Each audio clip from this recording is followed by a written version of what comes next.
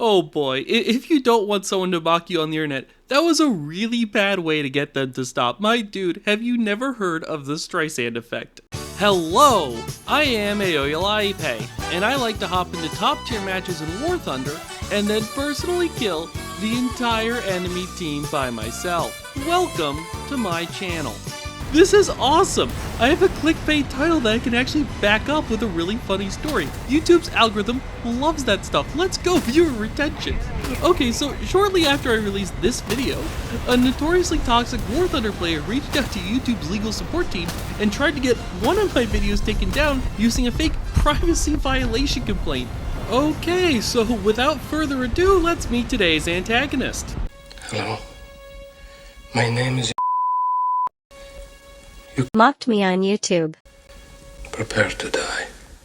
I've run into quite a few people who have decided they really don't like me. So let me tell the story set to background footage of me mowing down dozens of top tier players in a row without dying. Today's antagonist is someone who I had made fun of in the B-plot to a previous video, but had strenuously avoided naming by repeatedly censoring his username with rainbows and covering his profile picture with the thumbnail for my guide on bullets. This wasn't because I couldn't name him, it was because everyone kinda knew who I was talking about anyways, so denying him the attention he desperately craves by refusing to clearly identify him was actually part of the joke. After all, if I simply made a vague reference to the quote extremely thin-skinned narcissist with a god complex unquote without further elaboration, then most top tier arcade players would be like, oh, I know exactly who that is. I don't even need to mention that he ran a squadron. Which squadron? Well, all I'm gonna say is that his name is not spelled with 2 O's. Look, this may all be very silly, but it's certainly not an invasion of privacy. No. No. Violating someone's privacy would entail doing something like sharing someone's real life name, picture, or location, which you can see being done here in this message sent by Mr. Fake Privacy Complaint himself while he was doxing someone in an opposing squadron, which he posted in a Discord channel he runs, which has a dedicated section for doing really psycho stuff, like doxing other players or making creepy AI videos of them. Crash to the ground. I am the board monkey, you should afraid of me. You can understand why this guy right here, the one underneath the rainbows, might have a fuzzy grasp of what a privacy violation is, or a fuzzy grasp of who the good guys in World War II were. Oh man, this was such a fun video to make. Hey, that random guy we're stalking is really toxic. Don't worry, I sent spies to infiltrate that jerk's Discord server so we can dox him. They don't even see the irony. I love it. Now, continuing to not name he who shall not be named will become lexically awkward unless I at least give him an alias. So I'm going to call him Rainbow Voldemort, represented here by a picture of Lego Voldemort that honestly looks a lot more like Lego Palpatine, because that's the best picture of Voldemort my stock photo site had. And the rainbows are because I've been censoring his name with rainbows so far, and I just want to maintain consistency to avoid confusion. There are no ulterior motives here, I promise. The fact that even extremely vague insinuations of homosexuality have been known to greatly upset Rainbow Voldemort in the past is merely an unfortunate side effect, but that is a sacrifice I am willing to let him make. So, just to be clear, I was totally allowed to use Rainbow Voldemort's internet username, I just chose not to. Because Rainbow Voldemort loves notoriety, but is notoriously thin-skinned, so I figured if I mocked him without clearly identifying him, that would really get under his skin, and according to YouTube's legal team, I was absolutely correct about that, or I mean, I guess I'm not entirely sure what the YouTube legal support team is, but I do know that lawyers are the only people who'd ever use the word excerpted. Now, according to anonymous sources who used to be friends with Rainbow Voldemort, and then correctly advised me on how to get under his skin in the last video because they decided he was a dick, which is just their own personal opinions and not necessarily my own. I'm merely trying to report the facts as I see them as a neutral observer who is also very, very biased. The real issue here appears to be that Rainbow Voldemort wanted me to mention his name and clearly identify him so he could enjoy the notoriety, then I didn't clearly identify him because I don't like him either, and this was his real motive for filing a privacy complaint. And yes, that whole thing started with the words, "now according to anonymous sources," was one giant run-on sentence. Wait, hold up, you might be wondering. You can use a privacy violation to take down a video for not violating your privacy? No you can't. That's not how this works. So YouTube told him to get bent. The video is still up and fully monetized. And it's doing great, whichever video it may or may not be, I'm not saying. That's not because I can't say, that's because I think it's funny not to. Unfortunately for Rainbow Voldemort, while there are plenty of rules requiring me to respect someone else's privacy, there are no rules requiring me to not respect someone else's privacy. I am allowed to aggressively respect your privacy all I want. It's called Malicious. malicious compliance. That's actually part of the joke, and for the one viewer I have who doesn't understand that word, a joke is a thing that someone says to cause amusement or laughter, and this one is coming at your expense. So, for example, if I show this completely anonymized message, it isn't a violation of Rainbow Voldemort's privacy, even though many experienced TTAA players will immediately recognize the distinct literary style. The mystery here isn't the identity of the author, it's which racial slur he was using. After all, there's really only so many people who'd be willing to go gay for genocide. Now, if I decided to give a hint, or a bigger hint, of this person's username, that would purely be for comedic effect. It's not a violation of privacy. And for the slow learner in this class, the word comedian is closely related to the word joke that we learned about a minute ago. Now, YouTube's monetization policies make it risky for me to explicitly say what the hit in Rainbow Voldemort's username is short for, but I could certainly drop a subtle hint that some of you may be able to pick up on. It stands for HIT. Blur of the planet Germany.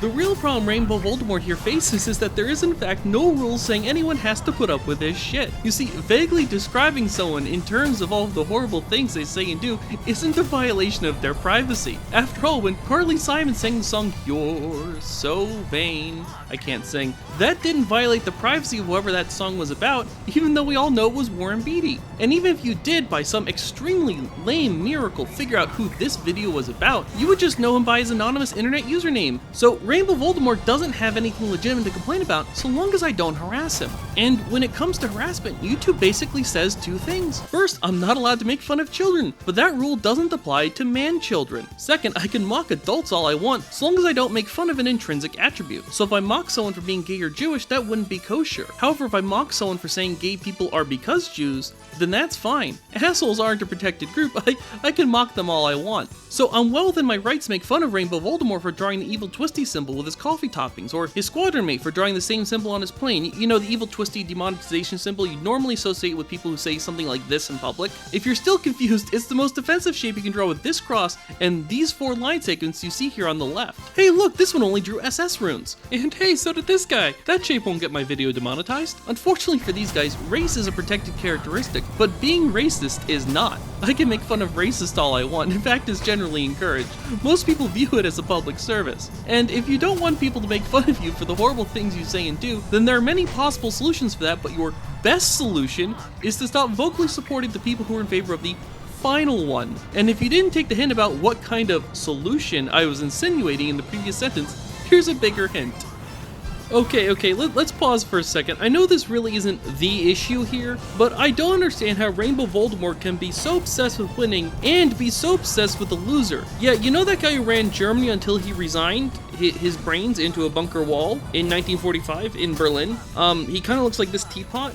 Yeah, that guy lost. Total loser. Speaking of committing the same demonetization word as that art school reject, I got a mysterious email most earnestly requesting that I auto-unalive myself at almost the exact same time I got the privacy violation notice thingy. Now, the Rainbow Voldemort subject matter experts I consulted suggested this probably came from one of his similarly unhinged henchmen, rather than Rainbow Voldemort himself. It's such a wonderful squadron apart from the players in it, and also its dumb name that isn't spelled with 2 O's. Now, despite his charming personality, Rainbow Voldemort happens to have an ego in the stratosphere, and he tried to turn his squadron into a cult. Personally, I found this quite strange. Cults usually aren't led by people who call themselves God, they're led by people who claim to be Jesus, but then again, if you think about it, messiahs are really just glorified middlemen, and it makes perfect sense if you're insane.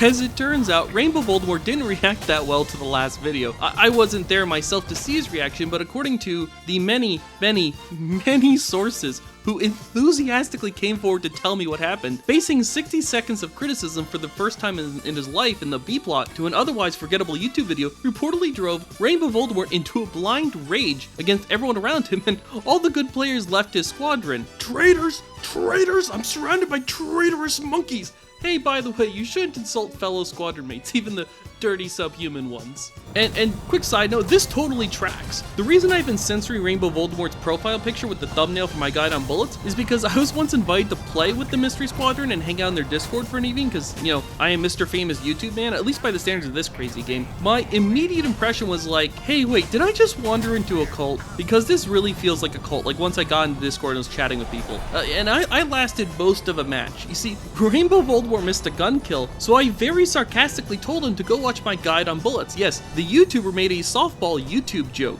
I was immediately kicked out of the Discord server and excommunicated because I had questioned God, the Almighty, the Prophet, but not the Holy Ghost, which, I mean, dude, if you're gonna commit to the bit, go all the way. Anyways, that's how I learned Rainbow Voldemort couldn't take a joke, which is a real problem for him because he's very funny. So, Rainbow Voldemort no longer officially leads that squadron, but he still orders everyone around and runs the Discord server, which is the only place he is allowed to talk because he somehow managed to earn a permanent chat ban in War Thunder. His current title is the quote-unquote ex-commander, according to this officer who shitposted and rage-quitted the squadron over the toxic and controlling behavior of the supposed ex-commander. So yeah, Rainbow Voldemort still runs it. And he now scrapes the bottom of the barrel to find new recruits known as interns that aren't very good and don't know to avoid him like the plague, all in a desperate bid to retain his War Thunder fiefdom. Killing these dwindling numbers of interns has become a bit of a pastime for most TTAA players.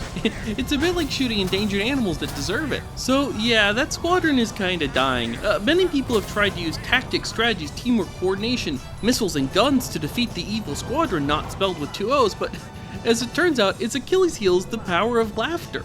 You don't even need to tell good jokes, you can tell lame jokes and the squadron not spelled with 2 O's will make them good jokes for you. And that statement is true in more ways than one. We all have good matches and bad matches. If you really want to win, the important thing isn't making sure that you never lose, it's making sure that your response to losing is something other than fascism. Oh, and look at the background footage. Now I said I was going to kill dozens of players in a row without dying, and here I only got 20, so okay, fine. You see this new team over here? Dead. There we go. 2 dozen and change. Honestly, I just thought that the other footage was a little more riveting. Now remember, if you subscribe and ring the bell, you won't need to remember how to spell Elipe next time you want to watch one of my videos. In the top right, you can watch a video that may or may not be related to this one, and in the bottom left, you can see a playlist of all the other times I've nuked some insufferable War Thunder troll, which happens about once every 2 months or so on average.